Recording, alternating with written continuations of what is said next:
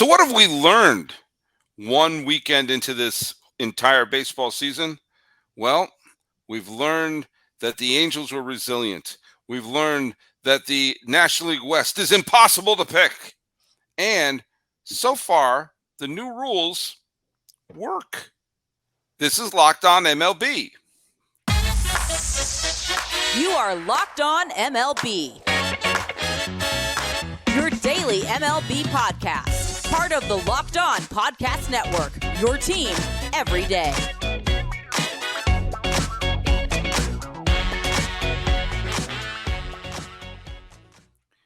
Hello, baseball fans, and welcome to Locked On MLB, part of the Locked On Podcast Network, where it's your team every day. This is the daily podcast. We talk about all of Major League Baseball. I am your host, Paul Francis Sullivan. Please call me Sully. Today's episode is brought to you by Gametime. Download the Gametime app, create an account, and use code LOCKEDONMLB for $20 off your first purchase. Last-minute tickets, lowest price, guaranteed. I am an Emmy-nominated television producer who has been a baseball podcaster for well over a decade now, and I'm now starting in my fifth full season here at the Locked On Podcast Network. You can follow us at Locked On MLB Pods on Twitter and on Instagram. I'm your pal Sully. I'm at Sully Baseball on Twitter, Sully Baseball Podcast Instagram. Be sure to subscribe to us on YouTube. But as you can see, I'm not alone. Who's that over there? Who's that handsome young fellow right over there in screen left? Ah, shucks. It's me, Millard Thomas, host of the Locked On Diamondbacks podcast. Starting my fourth season. Crazy to say, to think I've been here for 4 years. But you can follow me on Twitter at CreatorThomas24 for my personal account. Or look up Locked On Diamondbacks, both Twitter, Instagram for the podcast handle. And please hit subscribe on the Locked On Diamondbacks YouTube channel. It's regular season. Oh, by the way, I want to just say to everyone who tweeted out and supported the In Memoriam video that dropped just before opening day. You and I haven't done a show since then. I have a few thousand people have watched it and have said nice things about it. It's my little way to start the season off. But if you haven't checked it out, it's my pinned tweet. If you follow me at Sully Baseball. So now, if anyone dies this year, they'll be in next year's. There's you and I talked about this. It's like when I'm putting the finishing touches, and I came up with an ending for that video. I was refreshing my news feed, going, "Oh, please, Willie Mays and some other old favorites. Just give me a couple more days. Hang on." But fortunately, we still have a lot of the greats who are still there, and thanks for the support on that. Hey, but forget all that. I talked on Sunday with Paul Holden of Locked On Rockies. He seemed to be thrilled that the Rockies came to San Diego and got a split in San Diego. Guess who also did that? Who? The Arizona Diamondbacks went to Los Angeles and split.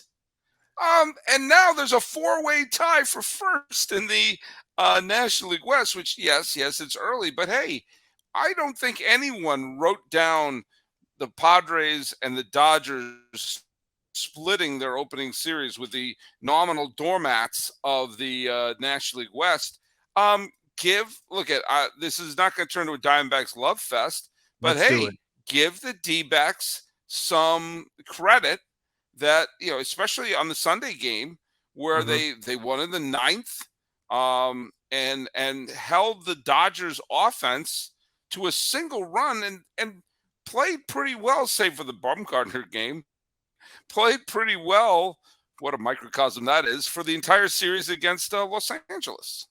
Yeah, they definitely showed a lot of resilience because this was a series where the D-backs were outscored by 13 runs. Their offense didn't do much in this series. Ketel Marte is like 1 for 14. They have a whole bunch of hitters in that lineup that still don't have their first base hit of the season. So this was not an offensive series for the D-backs, but in their 2 wins, their pitching did enough. Zach Davies was great on Sunday. Their bullpen was really strong in the 2 wins. And most importantly, we talked about it all offseason with the D-backs. Speed is going to kill for the D-backs this season. We saw it today. Corbin Carroll had 3 steals. Jake McCarthy laid down a bunt single in the 9th inning to give the D-backs a lead. They may not hit a whole bunch of home runs. They may have a low batting average, but if they get on bases, they can wreak havoc with that team speed. All right. Well, I want to point something out here. Hmm. You had 3 games that were started. Galen didn't make it through 5 No. and wasn't great. No, he was Bumgarner bad. Bumgarner may be DFA'd pretty soon. Yeah, Merrill and Kelly. he just got yeah. Merrill Kelly didn't make it out of the 4th. For Hmm. other reasons, but still. And if I told you that that was going to happen in the first 3 games in LA, you would have thought, "Oh dear Lord, did we lose all 4 games?" Instead, if the Diamondbacks want to be a surprise team, and anyone who listened to yesterday's show, I said something eerily similar about the Rockies, but I think the Diamondbacks are a better team than the Rockies. If they want to be a surprise team and try to get that golden ring of the wild card, these are the games. It doesn't matter if it's in March or in June or in September. Winning games in Los Angeles are positive events for the Arizona Diamondbacks because those are the games you assume you're going to lose. So anytime you can split on the road against a team which I think is going to be one of the elite teams in the game, you got to look at that as a positive. Yeah, because the D-backs against the Dodgers last season were 5-14 against that team. Yeah. So they've been dominated against the Dodgers. And when you look at that game 1 where Gallen is giving up 5 earned runs in like 4 innings, you're like, okay, this is not a good omen for the series. You still got Merrill Kelly in game 2. You basically conceded even going into that game 3. You're like, Mad Bum's on the mound. Your chances of winning that game don't feel very high going into that ball game. And we see Mad Bum being sent back to Phoenix right now to be reevaluated for arm fatigue. So he might end up missing some time with the D-backs with this arm injury, which, listen, could be a blessing in disguise if we could get another rookie or young arm in that rotation, like a Dre Jameson, who we saw come out the bullpen for Merrill Kelly in that game too. So this D-backs team, like the opening series was not pretty, but they did enough, and now they're sitting pretty in the standings because, like you said, getting every single win against this team is important, and you're not going to play this team that many times throughout the season. The D-backs only play the Dodgers 13 times this season, and they played them 8 times in the first 2 weeks. Already getting these early wins early just sets them up great for the rest of the season. Exactly. And also think of it. It's still early April, and the Diamondbacks are almost halfway to matching their win total against Los Angeles from last year. Yeah. Last year they beat them 5 times. So far they've already beat them twice. So these are games that, especially when you're trying to piece that Rubik's Cube together. Sorry for the old reference you don't understand. You're trying to turn that. I assume you don't know anything that happened before 2016. You're doing that Rubik's Cube to try to be good enough to be that second wild card or third wild card team at this point. Then wins that you steal against LA. Those are the ones that add up. Yeah. Anytime you win a game, and I said this when I was talking about the Rangers and the Cardinals and the Angels at the beginning after the first day, you try to win as many dodged bullet games and try to lose as few teeth grinder games. There was a year I tallied that for the Red Sox. How many games did they lose that it felt like they had in hand, and how many times they lost that they won a game that they basically thought, okay, we had we blew this one. And you try to keep that, like in the plus column, like in hockey, it's a +3 line or something like that. So I try to do a hocky reference for you. It didn't quite work. But I'm not a hockey guy, really. I know I work in the sport, but listen, I'm trying. You gotta cut me some slack here. What I'm saying is, the more series you have like this throughout the course of the year, the better off you're going to be in terms of, any dreams you may have of slapping together a wild card team together. And I'm, doesn't matter if it's early, if it's late March, early April, it still wins against the Dodgers. Yeah, and the early part of the season schedule is tough, but it's set up for the D-backs to get that early lead in the NL West if they are able to start off to a hot start, because it's the Dodgers, Padres, Dodgers, your first 3 series of the year. So you're facing the top dogs in that NL West division. But guess what? If you go 500 against the Dodgers and somehow take I don't know how many games against the Padres. If they split the series against the Padres or take 2 out of 3 against the Padres, and you get those early wins against those 3 teams the first couple of weeks of the season, like you're talking about, Sully, you're set up the rest of the way, and you got a little head start in that series. And now in that division, all of a sudden, as a D-backs fan, you're not cruising, definitely not. But this is probably the best start you've had to a D-backs season in quite some time. Well, let me tell you something. This week, I am going to a ball game. I am not seeing the Diamondbacks. I am seeing the Rockies, and I'm seeing them play the Dodgers. I'm going right down the street. And look, say what you want about Dodgers and Dodger fan and everything like that. I don't need anyone to hate me. Dodgers, they draw. The Dodgers are very popular here in Los Angeles, and they draw really well. And sometimes when I want to get a ticket, it can be a little stressful. There have been times I've tried to, let me get a last minute ticket. And, Dodger games are sold out a lot. And then you see like, oh my God, I want to go last minute, but the prices are sky high and everything like that. Here's what you got to do. Get the Gametime app. Buying tickets to your favorite events shouldn't be stressful. Gametime is the fast and easy way to buy tickets for all the sports, music, comedy, and theater near you. And with killer deals on last-minute tickets and their best price guarantee, you can stop stressing over the tickets and start getting hyped for all the fun you're going to have. Now, look at what are the things about the Gametime experience. The app is great because you have flash deals and last-minute tickets. Hey, Sully, you want to go to the Angels game? Easy to find and buy tickets for every kind of event in your area, and you can see the seat views. You gotta get there. Oh my God, there's a pillar in front of me. No. You can check out the view from the seat. You have the lowest price guarantee, event cancellation protection, all that great stuff. Okay, and it's the fastest growing ticket app in the country for a reason. You get images of the seat. You can buy tickets in a matter of seconds. 2 taps, you're all set. And the tickets are sent directly to your phone, so you don't have to dig through your email or anything like that. So snag the tickets without the stress with Gametime. Download the app, create an account, use the code LOCKEDONMLB for $20 off. I was trying to do 20 with my fingers. Off your first purchase. Terms apply. Again, create an account, redeem the code LOCKEDONMLB for $20 off. Download Gametime today. Last minute tickets, lowest price, guaranteed. Hey, welcome back to Locked On MLB here on Monday, the 3rd day of April 2023. Just let's talk about a couple other things that happened over the weekend.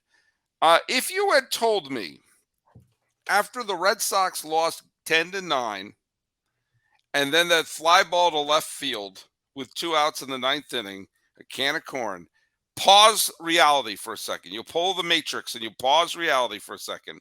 Sorry for the reference for a film that was way that you have no idea about. You pause reality and you say, by the way, Sully, the Red Sox are going to win this series.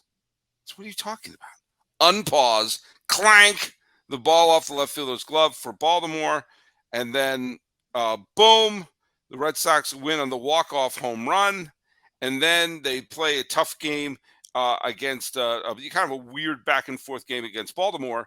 The Red Sox became the first team since the 1978 Brewers and the Big Red Machine Cincinnati Reds of 1976 to average 9 runs a game in their first 3 games. Now, I don't know what's going to happen with their pitching staff, but the fact of the matter is they can hit now. They can hit big time. And, Adam Duvall made sure, one week into the season, Adam Duvall is the acquisition of the year. All he needed was a single to hit for the cycle the other day. Instead, he hit a walk-off homer.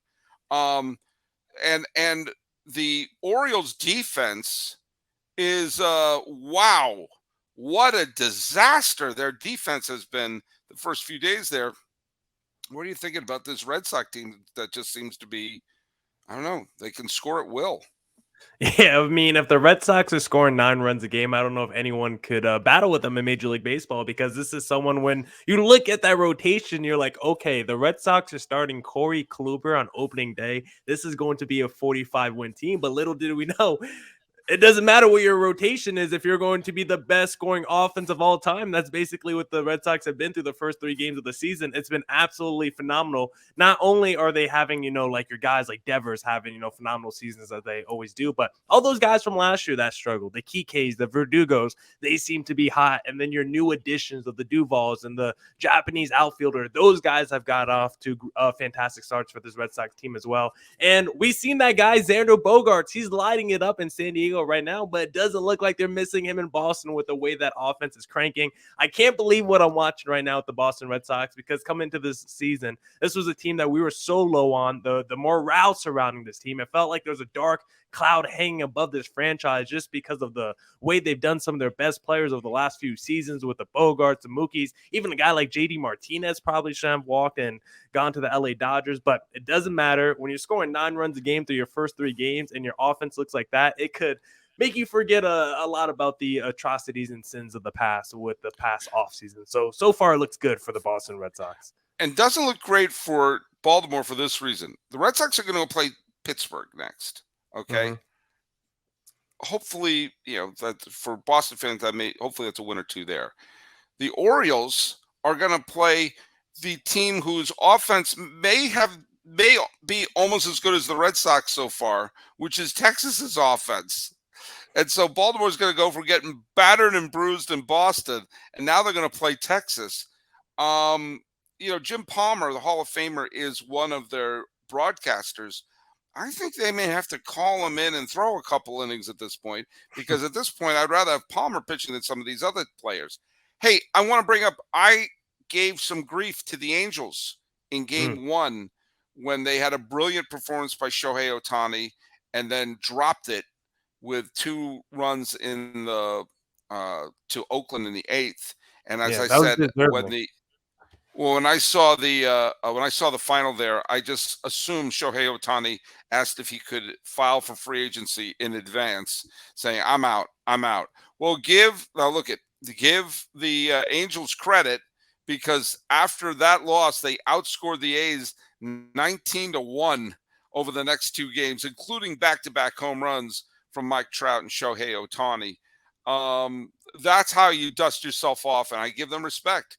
You're supposed to win series against teams like the Oakland A's, and they didn't look like they were going to after dropping that first one.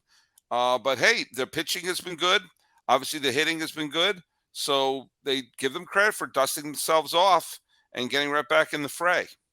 Yeah, because that game 1 against the A's was basically a microcosm of what you felt during this whole Mike Trout, Ohtani experience, where you have this all-timer in your lineup, and it doesn't matter what they do with their single game performance, your team is always going to lose, because Ohtani, I think, is the first pitcher ever on opening day with the 10 strikeouts, no earned runs, 7+ innings pitched, and his team did not get the W. So if Ohtani gets a few more starts like that where he's dominating and still taking the L on his record, well, guess what? When that free agency hits, he's definitely going to have a wandering eye with teams like the Dodgers and the Padres in the same state as him, probably going to offer similar, if not more money than the LA Angels, and already have ready-made cores ready to win. The Angels better get their act together. They were able to make up some of the ground this series against the Oakland A's, but really, when you look at those 2 A's starts, like I literally don't know any pitchers or players that are going out there in the Oakland A's uniform. So if you're the Angels, you better take care of business against the Oakland A's, and you better keep it rolling, because if this is another down season where Ohtani and Mike Trout have historical seasons at the plate and on the mound, it's not going to be looking too bright next offseason for Angels fans. I want to just point out, you talk about taking care of business and doing what you're supposed to do. I'm going to bring up 2 teams. The Tampa Bay Rays played Detroit. Detroit's not supposed to be very good, and the Rays are hoping to get back. I mean, they were a playoff team last year, get back to being, division contender. And the Rays swept them. That's what you're supposed to do. And Jeffrey Springs today, or on Sunday, struck out 12 and took a no-hitter into the 7th inning or 6th inning, one of the two. I mean, it was deep. It was to the point where the MLB app could put the no-hitter little Alert. banner underneath the game. They did what they had to do. You know, they pitched well. They got Rosarena and everyone got big hits when needed. You know, they won the first 3 games. That's called taking care of business. And I'll tell you another team that took care of business, and this one was on the road, were the Minnesota Twins, who it took 3 games for the Royals to score a single run off of the Twins. And you know, they won the first 2 games 2-0, 2-0, and then a little bit of a slugfest. Joey Gallo wound up hitting a 3-run homer, but the Twins wound up sweeping the series against the Kansas City Royals. Now, obviously, the Rays want to play for the division title. In order to do that, you got to win the games you're supposed to win. And the Twins are playing in that weird American League Central where it appears that Cleveland is the favorite. I actually did pick Minnesota. And the Guardians did take 3 out of 4 from the Seattle Mariners. So give them credit too, but give Minnesota credit. Win the games you're supposed to win. And along those lines, and I'll shut up in a second here, the White Sox split with the Astros. You know, the White Sox went into the mighty Astros and, you know, left even. And so I guess what that really means is Texas and the Angels can start looking at their magic number right now. How long it will until they do clinch the division. But give credit to the teams that did what they had to do. Yeah. Randy Arozarena still looks like he's hyped up off the adrenaline after that WBC. He was eating his little snacky snack in the dugout after his go-ahead home run in one of those games. Tampa Bay, their starting pitching has looked phenomenal through the first 3 games of the season. They did what they do because we know they're a great regular season team that just knows how to manage those wins and manufacture wins throughout the regular season. The Twins, they're in that weak division and going against the Kansas City Royals, who was it the Twins against the Royals or was it Twins against the Tigers? No, Either Twins way, were the Royals. The Rays were against Detroit. The Twins were against Kansas City.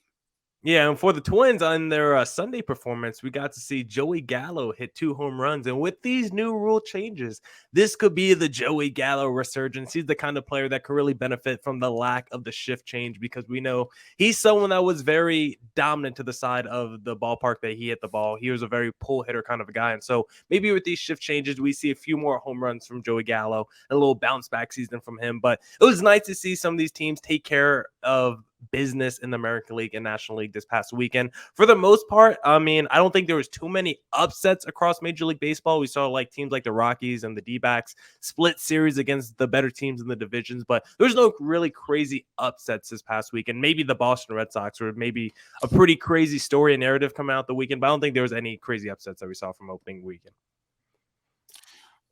And I'll say one other name, so Johnny Brito of the Yankees. There's been some injuries and some setbacks in the rotation, and Brito came out and in his major league debut threw 5 shutout innings. And Judge is picking. He already has a pair of home runs. Stanton already has a pair of home runs. You know, they're picking right up where they left off. But Brito filled right in when I saw, oh my God, the Yankees were 3 or 4 games in. The Yankees are already digging into their minor league system for a starting pitcher. But hey, give the kid credit. You know, there are times when digging into the farm instead of going for the established major leaguer has helped. I mean, Yankee fans remember what Chen-Ming Wang meant to the team when they had a whole bunch of injuries, and for a couple of years he pitched like a legit ace. So you know, we will see. We'll see what's going to happen with them. But the first weekend of baseball is officially in the books, and not going to lie to you, you know, there were changes that were made, and teams were assembled in a way that make you really, really appreciate how hard it is to be a baseball general manager. And trust me, I've been trying to do that my whole life, whether it was playing my little handheld games with my baseball cards or Stratomatic or hardball or whatever. But the most fun way that I've ever had to be a GM, and I'm now competing with all you Locked On MLB hosts for Amazon gift card prices, and I've been using Ultimate Pro Baseball GM. Do you have the Bears? The banner. It's the coolest game I've ever played. It is. and I have my team. Some people like to have Paul Holden saying he wants to have the real teams, so he's got the Rockies. I like the pretend teams. I like the fantasy teams. So you can adjust it any way you like. I've got the Honolulu Waves, who are in a little bit of a losing streak right now, so I may have to kick some butt. But I can do that by hiring or firing the right coaches and staff, managing team finances, scouting and drafting players. I have to bring a few people up for the minor leagues. Navigate my franchise through free agency and the ups and downs of a season. It's fantastic. If you've got the same thought I've had to run your own team, Ultimate Pro Baseball GM is the way to go. Download it immediately. The game allows you to do every aspect of the franchise and all this in a challenging and realistic game world. Ultimate Baseball GM is completely free and playable online. Play on the go. Play it offline. Play as you want. Play when you should be doing work. Play it when you're listening to the Locked On Podcast Network. Locked On MLB listeners get 100% free boost to the franchise when using the promo code Locked On in the game store. So make sure to check it out. Download the game. Just visit probaseballgm.com, scan the code, or look it up at the App Store. That's probaseballgm.com. Ultimate Baseball GM. Start your fantasy today. And your dynasty. Either one. Start whatever you want. Just do your thing. Flawless ad read on my part. Flawless. Hey, look, we are going into this year with some brand new rules. And we got to see some of those brand new rules at work. We've seen a pitch clock. We've seen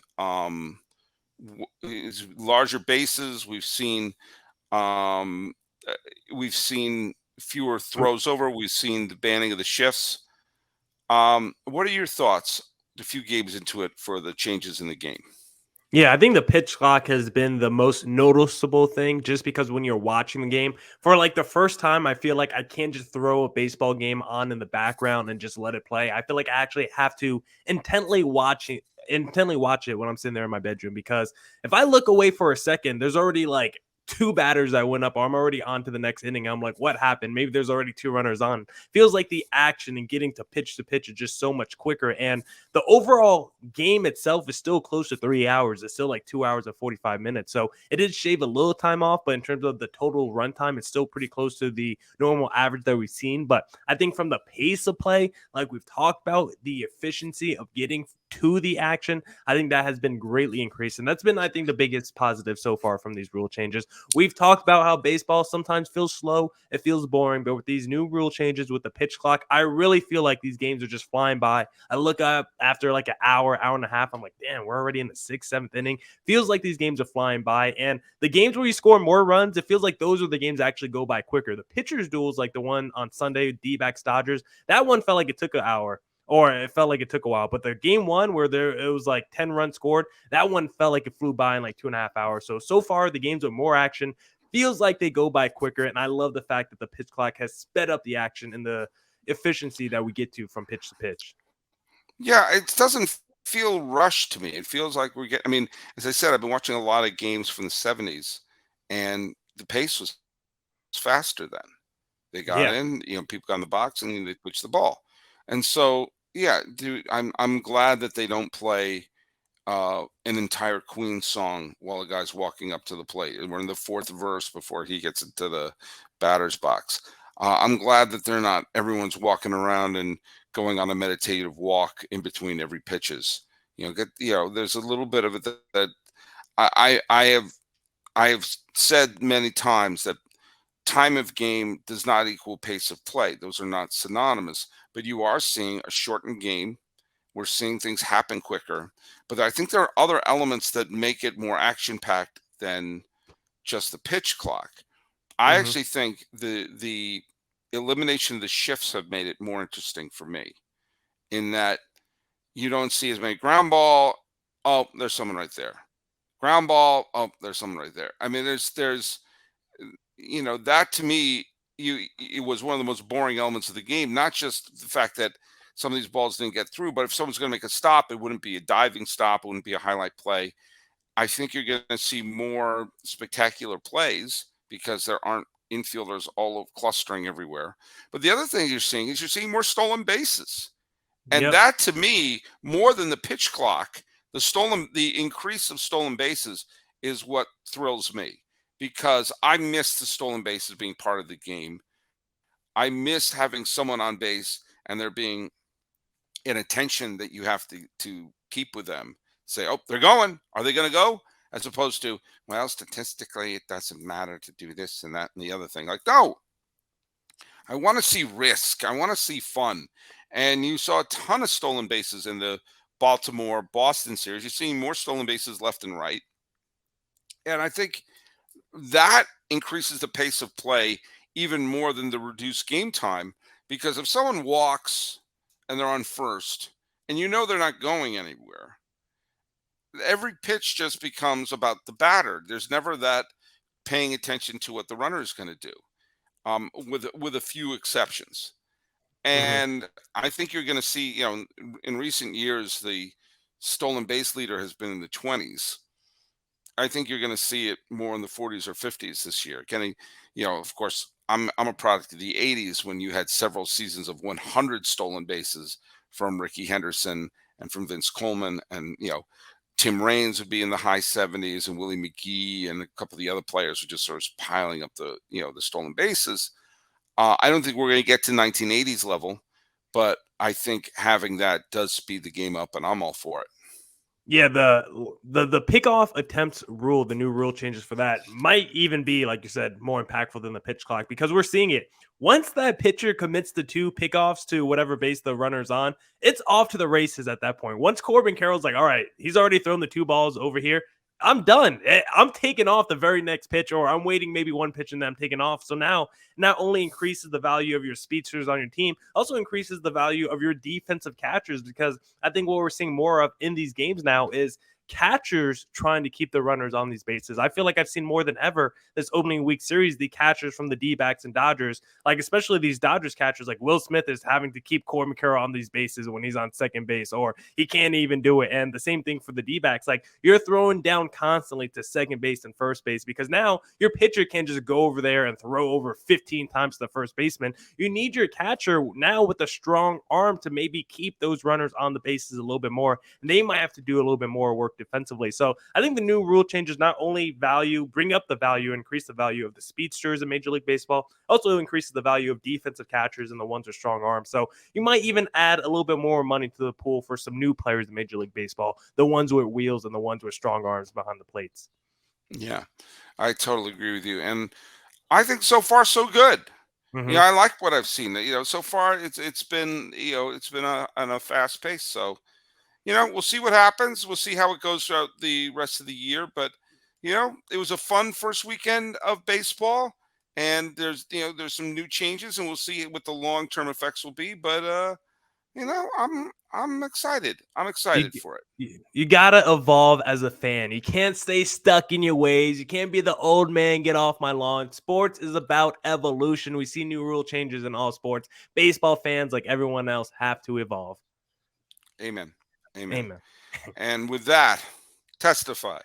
With that, I say thanks for making Locked On MLB your first listen. For your second listen, obviously make it be Locked On Diamondbacks.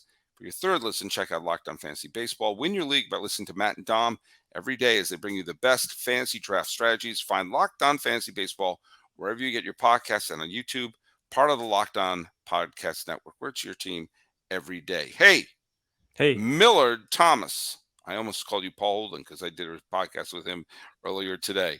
Millard Thomas, tell people where they can listen to your show. You can follow me on Twitter at CreatorThomas24 for my personal account. Look up Locked On Diamondbacks, both Twitter and Instagram, for the podcast handle. Please hit subscribe on the Locked On Diamondbacks YouTube channel. And you can listen to us wherever you stream Locked On MLB on podcasts, streaming platforms, wherever you listen to that audio. You can find Locked On Diamondbacks as well. And you can find us wherever you get your podcasts. Be sure to subscribe to us on YouTube. The show on Twitter and on Instagram is Locked On MLB Pods. I'm your pal Sully. I'm at Sully Baseball on Twitter, Sully Baseball Podcast on Instagram.